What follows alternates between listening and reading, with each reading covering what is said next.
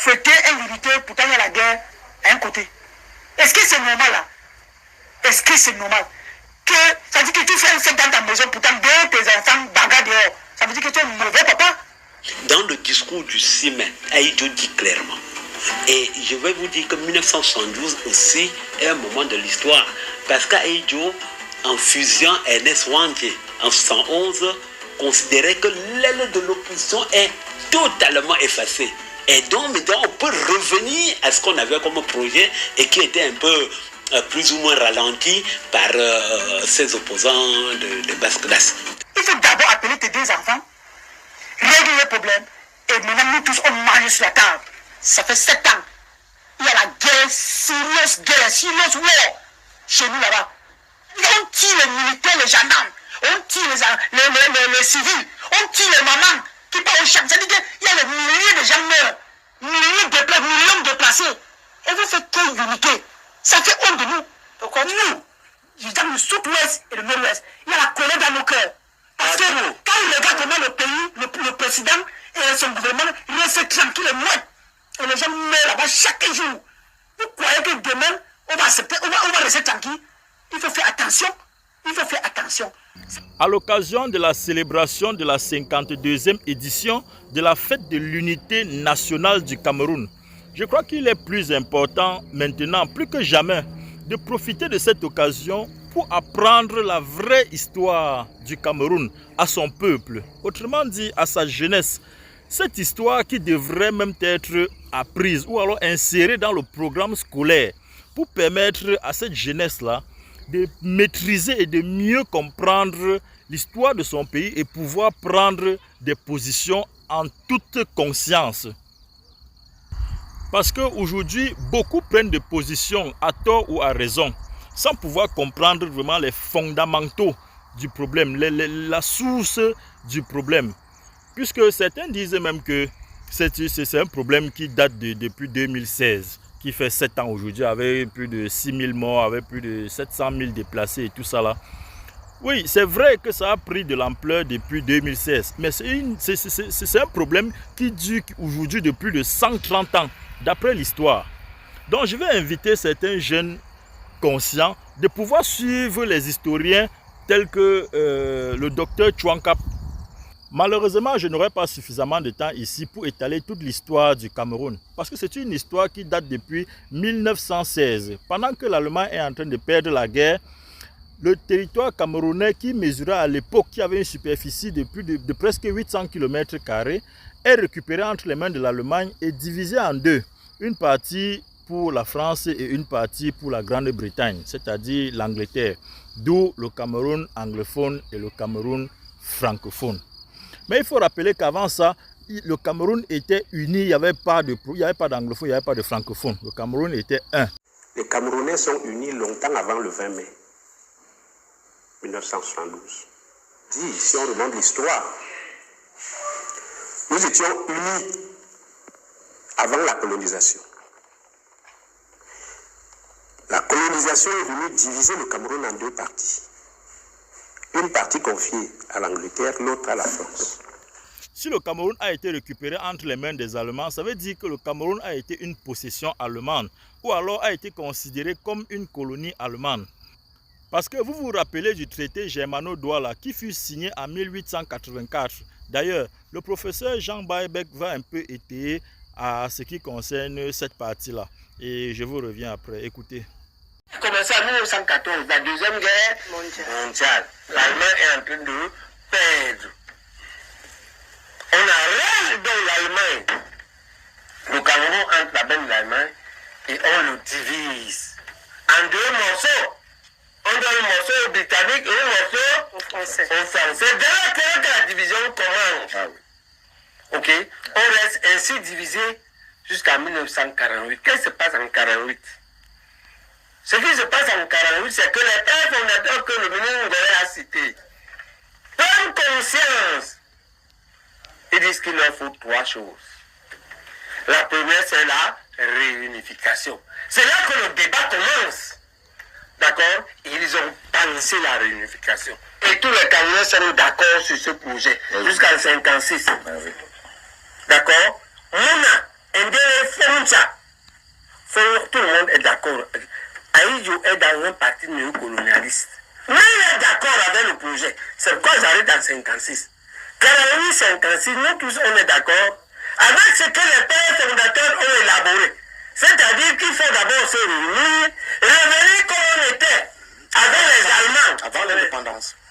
D'accord? Avant de demander l'indépendance. Les Français sabordent ça, le général de Gaulle en tête. Le projet de l'UPC, il faut préciser que c'est l'UPC. Ils sabordent. Et nous proposent l'indépendance avant la réunification. On écrit à notre Nations Unies que si on le fait, la réunification se fera après. Mais avec du ça, il faut que les Atangandji écoutent. Vous avez écouté, mais là n'est que le début du problème. Le véritable problème qui fait qu'aujourd'hui les Camerounais sont en train de s'entretuer, c'est qu'avant les indépendances, nos héros nationaux, tels que Oumniobé, Félix Roland Moumié, Ernest Ouandjé, par la voix de Oumniobé, étaient allés aux Nations Unies déclarer que, comme depuis 1916, le Cameroun avait été divisé et que maintenant nous voulons accéder à l'indépendance, il est mieux que le Cameroun, les deux Camerouns, anglophones et francophones, s'unissent d'abord avant d'accéder à l'indépendance ensemble.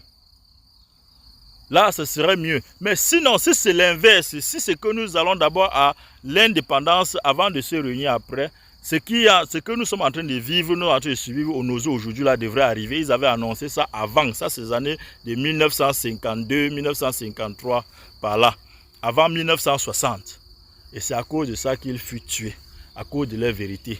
Je profite de ça aussi pour faire un lien avec Samuel Eto'o, qui aujourd'hui est en train de donner tout ce qu'il peut, tout ce qu'il a pour diriger la FECAFOOT. Les mêmes gens sont en train de le tuer, en train de le détruire, en train de l'empêcher, en train de le mettre les bâtons dans les roues. C'est demain, quand il ne sera plus là, qu'on va revenir encore dire que non, il est un héros national. Pendant qu'il est là, je préfère qu'on donne sa place pendant qu'il est encore là. Ça, c'était une parenthèse. Écoutez encore le docteur Chouankap et l'autre. Maintenant, comme nous avons fait allusion au trio de l'UPC qui s'était bagarré en 1952 aux Nations Unies de la voix de Ruben Oumniobé, il déclare: si un jour par le hasard une partie du Cameroun accède à l'indépendance avant l'autre, il n'y aura jamais de paix. Il faisait allusion à ce tracé colonial de 1916 et demandait aux Nations Unies, maintenant qui remplace la SDN, qui avait validé le tracé, d'effacer ça pour qu'on revienne encore à l'unité du Cameroun laissée par les Allemands. Et à ce moment, on peut proclamer l'indépendance. C'est pour ça que leur slogan, c'était réunification d'abord, indépendance ensuite. On fera venir les Haïdou et leur dit de dire indépendance d'abord et réunification ensuite.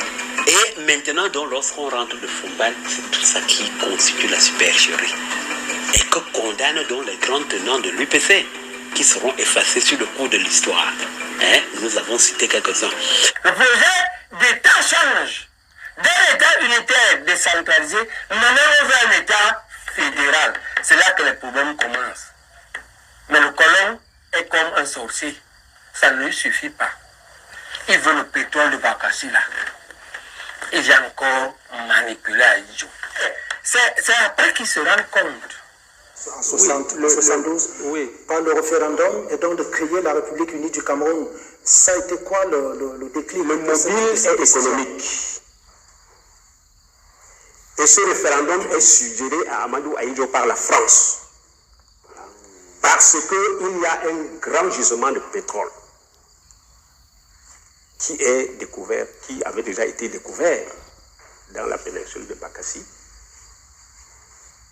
De l'autre côté, vous avez le Cameroun occidental avec toutes ces institutions qui avaient été colonisées par la Grande-Bretagne, qu'il avait rattachées au Nigeria dans sa colonisation. Et de ce côté-là, il y a la Shell, qui est une société anglaise, pétrolière anglaise. La France est au Gabon avec Total. Elf. C'était à l'époque Elf. Il fallait donc réaliser ce référendum et cette République unie pour permettre à la France d'entrer et de faire main basse sur le pétrole camerounais de Bakassi.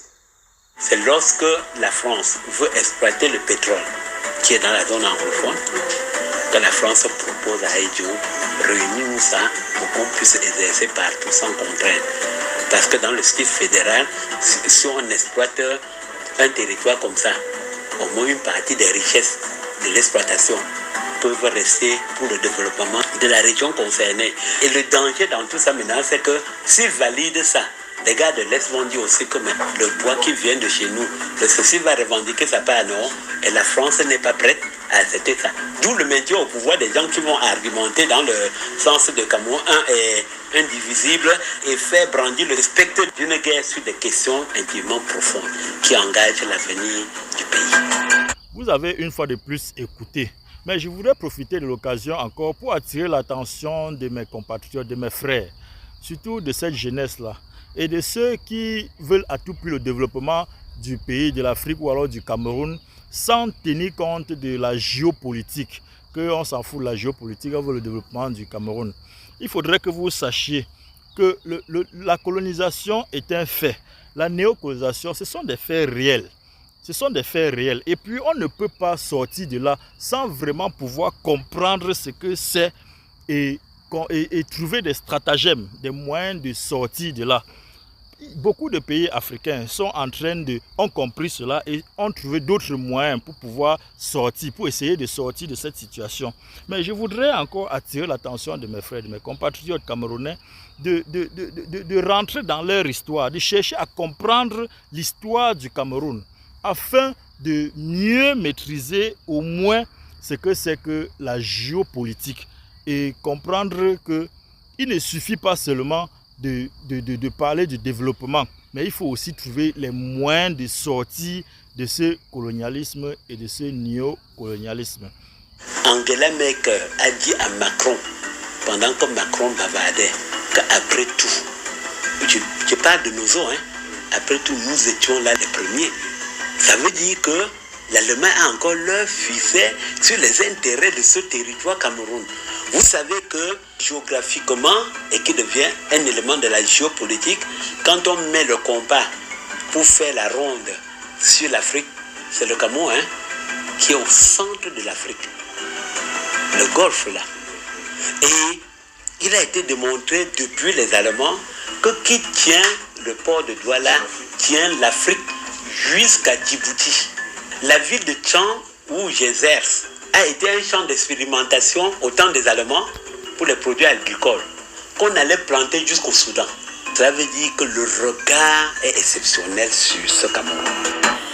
Maintenant à Fumban, les présupposés ne font pas l'unanimité. Pendant que la délégation de Yaoundé parle de rencontres, de mariage, la délégation du Soudan Cameroun parlait de fraternité. On a fait écrire au mur « How it is nice to meet our brother ». Il disait que quelles que soient les querelles de famille, on ne se sépare pas. Mais si c'est un mariage, les troubles au foyer peuvent introduire le divorce. Et donc si Yaoundé valide la thèse du mariage, alors eux aussi valident le fait que si demain ça ne marche pas, il y a sécession, on se sépare. Le mot n'est pas de Chouankap. Le mot est dans le discours de clôture d'Amadou Ahidjo. Ils sont prêts maintenant à publier le discours de clôture pour dire que il faut repositionner la question anglophone dans le sens de l'histoire pour éviter que ce problème s'éternise. Et quand vous lisez les 6 facettes de la crise anglophone proposées aux gens par Aboin Achoui, qui dit au président Paul Biya que nous ne sommes plus que 3 vivants de la délégation que Ahidjo avait envoyée là-bas pour chercher les solutions à ce problème. Il cite Paul Biya lui-même, il cite Dorothy Ndiema et Lumo Aboin Achoui et dit que tu connais tous les éléments de cette crise. Il faut résoudre ça. Et donc dans les 6 facettes-là, il révèle que les fondamentaux des accords de Fumban ont été totalement violés. C'est pourquoi je vous invite à suivre les historiens tels que le docteur Chouankap il n'est pas le seul, il y en a beaucoup d'autres. Sur les réseaux sociaux, vous en trouverez. Ça vous permettra de maîtriser au moins l'histoire de votre pays. Parce que si on ne sait pas d'où on vient, on ne saura pas d'où on va. Avant de prendre des positions politiques, parce que je vois certains aussi qui adhèrent dans les différents partis politiques sans justement véritablement connaître et comprendre même le fond de l'histoire du pays, sans idéologie, sans conviction. Vous suivez parce que vous écoutez les réseaux sociaux, vous suivez, vous suivez, je ne sais pas, des influenceurs, sans vous-même avoir une compréhension, une connaissance typique de votre histoire, de votre pays. Ça ne vous permet, vous ne pouvez pas prendre des positions de cette façon-là. Essayez de comprendre votre histoire. Je vous invite d'ailleurs à chercher à étudier votre propre histoire. Les enjeux, le Cameroun de demain, c'est nous, c'est la jeunesse. Et on ne peut pas s'en sortir si on n'a pas compris notre histoire, si on ne connaît pas notre histoire. Apprenons notre histoire et nous devons prendre des positions demain et défendre véritablement nos positions par conviction, pas par suivisme. En bon entendeur, salut. Bonne fête de la nation à tous. Le premier mot de notre devise, adopté, entré en jeu en 1928, qui deviendra l'hymne national du Cameroun. Que tous tes enfants du nord au sud, de l'est à l'ouest soient tout amour. Te servir, que ce soit leur seul but pour remplir leur devoir toujours. Ça date de 1928. Et que si les Camerounais, en exécutant cette chanson, la portaient à l'esprit, la crise de Nozo n'aurait jamais existé. 2. Que si on avait écouté les Oumyobé de 1952, la crise de Nozo n'aurait jamais existé. Qu'on revienne à la paix entre nous et qu'on donne au mot paix son contenu, surtout que le président lui-même, et on le cite sur les plateaux, a dit aux Nations Unies que le Cameroun était un mendiant de la paix. 6 des témoignages de l'histoire disent que le problème anglophone a été au centre des derniers entretiens entre Ahidjo et Paul Biya, qui lui demandait de regarder ça de près, parce qu'il sentait la montée de tension. Le dernier discours historique de Ahidjo, qui date du congrès de Bafoussam, le congrès de l'UNC à Bafoussam, il a cité un certain nombre de problèmes politiques qui minent le Cameroun maintenant et qui vont constituer des entraves à la paix dans le futur. La crise de Nozo est dedans.